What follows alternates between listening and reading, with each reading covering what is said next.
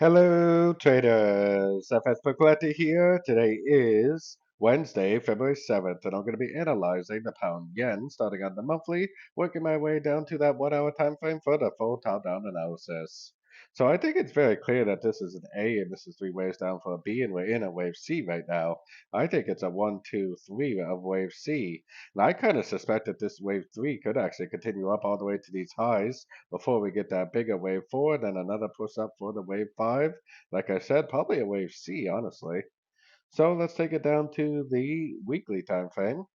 Weekly time frame, I mean, we're definitely still making higher highs, higher lows, as you can see. I don't really have a whole lot labeled here because really I think it's just a subdivision of a big wave 3, and I definitely don't see any evidence that that wave 3 is over.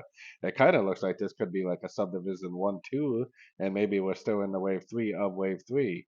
Either way, it doesn't really matter how you count it. What's important is to see that it's making higher highs, higher lows. I am definitely still very bullish on this, and I am definitely still looking for longs.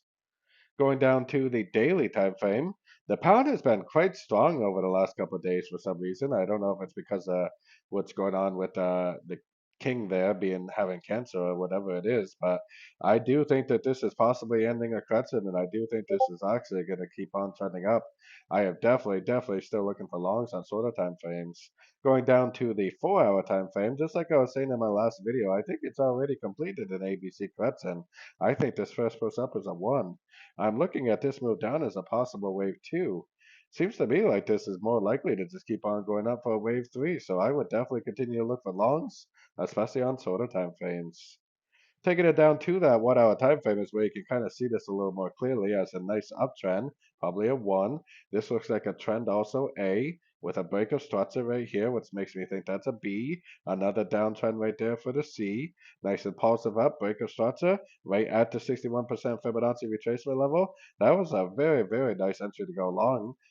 Very first thing this morning. I think it's a wave 2. And I think there's a very good likelihood that we're currently in a wave 3, which tells me that I definitely would continue to look for longs at the end of pullbacks, especially if this really is a wave 3. I would expect that it would go up actually for quite some time. So definitely looking for longs in an uptrend until the higher time frames tell me otherwise. So don't forget to join my free Discord channel. The link for that is on the screen and in the description. Thanks and happy trading.